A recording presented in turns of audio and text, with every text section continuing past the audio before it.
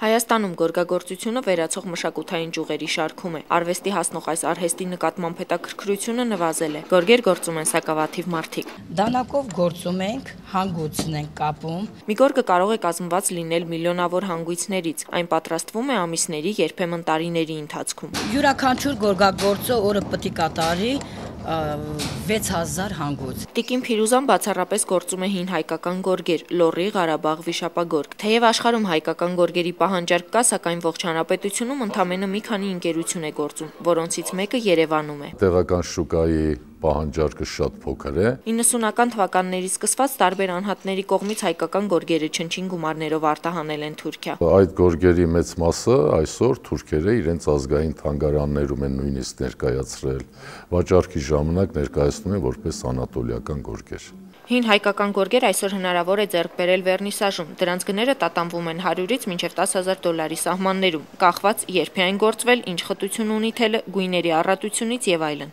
Մենք մենակ տուրիստի վրա ենք աշխատում։ Նոր գործված գորգեր կարելի է ձեռք բերել հիմնականում գորգագործական ընկերություններից։ Գորգագործները կարծում են, որ աշխարհի տարբեր երկրներում Հայաստանն իր գույներով ներկայացնող արհեստը հնարավոր է փրկել միայն պետական աջակցության դեպքում։ Տաթևիկ Ազիզբեկյան, Հովսեփ Հովսեփյան, IPV